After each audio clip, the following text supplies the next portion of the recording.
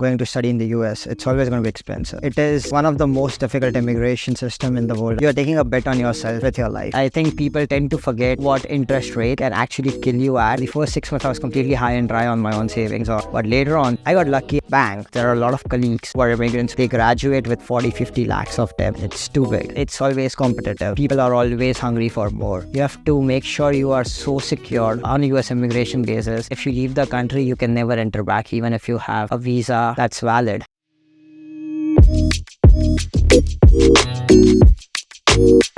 Welcome back, friends. We have Darshan. He's the most inspiring story that I have ever seen, heard, I've experienced. He's a dear friend of mine, and this journey that he has numerous ups and downs, and then he's carved his path in such a way that he's right now in US, living in California, working in Tesla. So let's hear from him. Let's welcome Darshan. Hey Darshan, thanks for joining in, and let's try to inspire people today. First question, like I always ask, tell us your story. Thank you, Priyank, for having me here. First of all, I started my journey when I was, I think, 18 years old. That's when I started planning where do I want to go. So I had Germany in my mind, and I was planning to go to Germany first. And I was going to plan learning German. It was a difficult language, second language which we are not used to. So that's when I dropped my plans for Germany and I chose US. It is one of the most difficult immigration system in the world, I would say. It took me around 1 year to get my exams, GRE, IELTS and everything done. Start applying at least a year before I start my master's over there. So I think it was 2020 May when I actually was supposed to go. But because of COVID, everything got delayed. And I think I started my journey in Florida while doing Master in Science in Engineering Management. I started in Jan 21. It took completely 2 years coursework. But after the first year itself, in Jan 22, I started my internships. So my internships were, first one was with Robert Bosch, where it was 6 months internship. And then I moved over from Robert Bosch to Ingersoll Rand. It's an air compressor company in center of US, Missouri. I did my procurement internship from there. And from there, I moved again after 6 months to California, Fremont, next to San Francisco, where I actually started my professional journey with Tesla in supply chain as a material planner. That's pretty exciting. The last 3 years have been pretty exciting for you, it seems. But can you just also touch base on your personal journey, where I think it was a tough journey to just even think of going out? Maybe you can highlight it more, looking at the family circumstances, etc., etc. Why I'm highlighting this is because it must have been such a difficult decision even to go or not. And then what made you decide? How did you really come up, or how did you come up with the resources, etc., etc., to just fund it? Yeah, definitely. It was a tough choice because you're taking a bet on yourself with your life. It's a huge sum of money that you're looking at. So when you're taking up loan for going to study in the US, it's always going to be expensive. So I was looking at somewhere around $60,000 first, but then I narrowed down my university choices in such a manner that I wouldn't be shelling out more than $30,000. I took up University of South Florida on purpose because it was cheaper. The living cost in Florida is cheaper. There's no state tax. And it was a reputed university with high research numbers, high number of publications and research work over there. I started with taking resources and loans. First of all, I went through community services where you get interest-free loans. I advise everyone to go through it because it's an interest-free loans. You don't pay anything until you start working or until you graduate. I think people tend to forget what interest rates can actually kill you at when you are taking a loan of 40-50 lakhs. It's a very huge rate. So first I was trying to take a non-collateral one, which was around 14% interest rate. Looking at 40 lakhs at 14% is a very big amount. And considering you start a repayment only after 2 years, it's just going to kill you more and more. Your savings are going to be way further delayed when you actually start working. So I got a small amount of 4 to 6 lakhs from our community services. Let me just start with what is my actual cost breakdown that I was looking at. So my whole 2 years tuition was around 30 lakhs. And my housing expense, including utilities and everything, groceries and everything, it would be around $600 or $700 a month because it was COVID time. Now the times have changed, but since it was COVID time, it was cheaper. So overall, it was around 40 to 45 lakhs that I was looking at. I went ahead and took a small loan from our community service of 6 lakhs, 4 to 6 lakhs. Rest, I had already secured it from a bank by keeping one of our small commercial properties as a collateral. Over the time when I actually joined my university, I took out the loan and I paid it through my bank loan. because for the community service loans that I had 4 to 6 lakhs, I wanted to keep it for my living expenses over there. Luckily, I got lucky, or I worked hard enough. In the first semester, I didn't get anything. For the first 6 months, I was completely high and dry on my own savings or on my own loans that I had. But later on, second semester, I got lucky and I got a teaching assistantship. Bang. My tuition fee waived off. My insurance waived off. On top of that, I get a $16-17 an hour that would keep me afloat for the time being. That was a very good move for me, I would suggest, because that takes off one whole 10 lakhs or 12 lakhs out of my whole sum of 2 years of coursework. Then third semester, I went outside for internship. It pays you a good amount. I started at around $25. I'm not sure, but yeah, $25 maybe an hour with 40 hours a week. It is enough for you to survive, pay your fees, and even save a little bit here and there. Then I moved ahead. I went up to 35 an hour into my second internship. And last semesters are usually smaller amount because there are only 3 credits. So they're only 3-4 lakh rupees. It's much cheaper and you save way more. So that's how my saving journey actually started from the second year as soon as I started an internship. Also to highlight, I paid off my sum of that 6-7 lakhs that I took for my first semester from bank right after my third semester. That's after 1.5 years because of the internships that I did. So that's how it began. And while I was ending my second internship journey, I also paid back all the community service loan of 4-6 lakhs that I had. I started my journey at Tesla full-time with debt-free, which is very rare in US, being very honest, because there are a lot of colleagues, a lot of people from who are immigrants who come with me. They graduate with 40-50 lakhs of debt, and it's too big. Wow. So you're actually living the dream. The way it has been, it's been lucky, it's been all your hard work, and you're someone who has clicked everything right to just achieve that exact dream that everyone thinks of or aspires of to be in US. Wow, you have really cracked it. Amazing story. Okay, let's just focus on one of your weekdays and one of your weekends. Let's just talk through one of your weekdays where you're going to office, maybe whatever you go through, lunch, etc., and a weekend where you are managing your work-life balance. So usually it's normal 7 a.m. wake-up call. I wake up 7, start preparing my breakfast and get fresh and everything. Leave home by 8:15, drive all the way to the work. Assuming it's a Tesla. No. Apparently, I don't own a Tesla yet, but maybe down the future in the line, there are some other financial goals I'm looking at. So Tesla's expensive. I drive to work, get there by around 8:45. I always try to get before 9 because you don't get parking. The parking lot is full after 9. And then start my work, do my daily run-ups and be ready for my daily stand-up calls. Until I think first off, I keep my meetings on because I have to talk to people from East Coast. So apparently California being on West Coast, we are 3 hours behind them.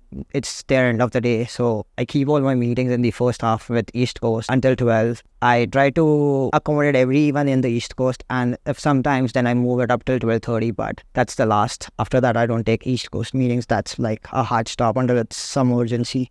And then I go for lunch for an hour or 30 minutes, depends on how stressful the day is looking like.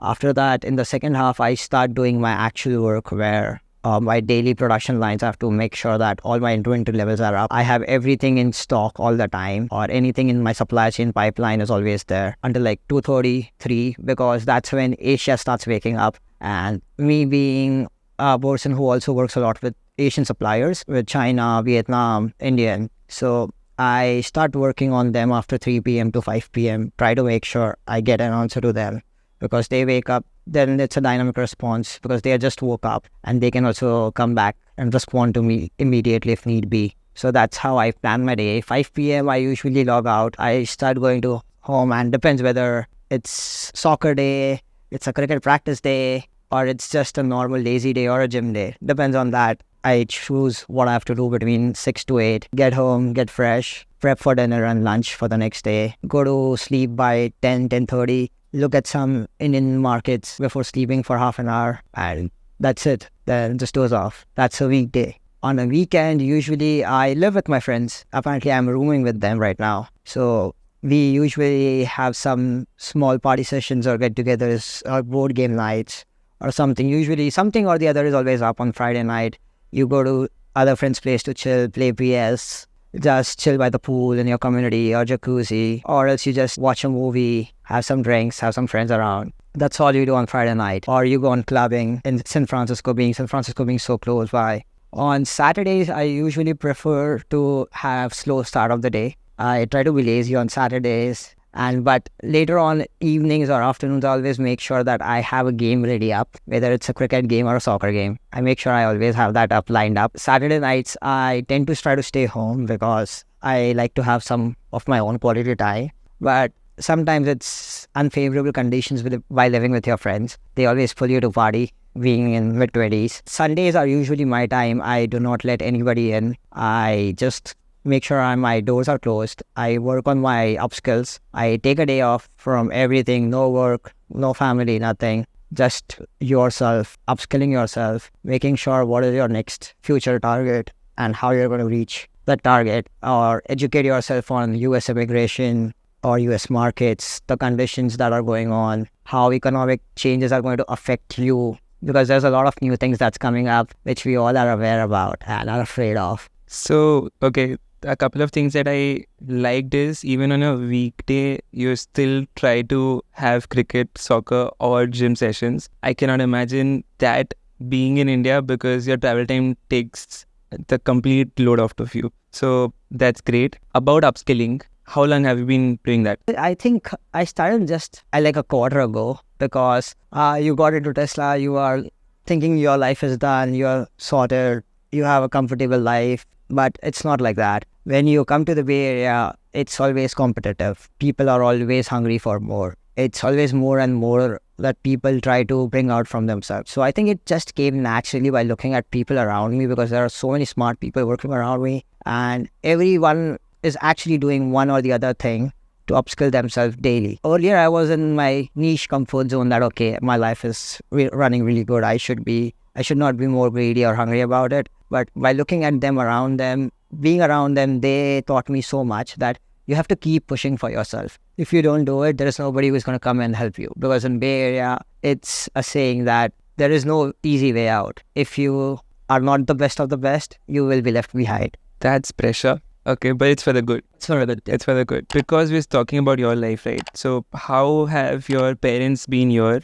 being proud of you, obviously, in every conversation that they maybe have with you or with the world? My son works in Tesla in US, etc., must be going on, must be feeling good. But how do you manage to spend time with them versus working versus traveling versus everything? Yeah. So this is a factor which I think I'm missing out on life, to be honest, where I am not able to spend so much time on calls with them. Being a single child, I completely understand that they miss me a lot and they have to give me calls every day. But apparently, just due to the nature of my work, time zone differences, it's really difficult to connect with them every day. So this is one of the major downfalls. The time zone doesn't match. So I usually try to make sure that I take at least 20 minutes or 15 minutes at least in 2 or 3 days to give them a normal call.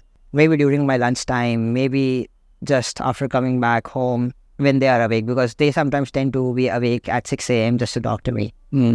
So I respect that thing a lot, and I try to take that time out and I always give them that, don't please wake up for me tomorrow, I won't be available. So I always send a text to my mom saying, hey, please don't wake up early tomorrow.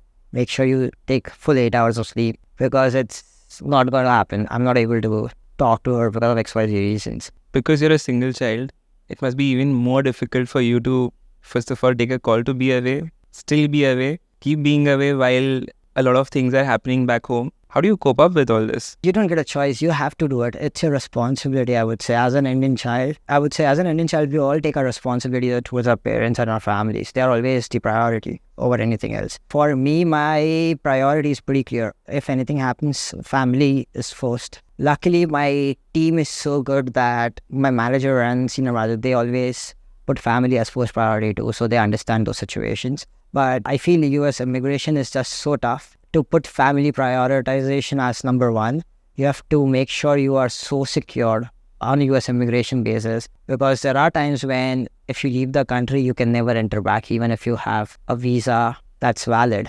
because you don't have a stamping on that. So those are very tight things which every immigrant, I feel, in US has to plan. And if they don't know about it before moving to US, they should read about it and make sure they are ready to sacrifice US dream if they are prioritizing family or everything else.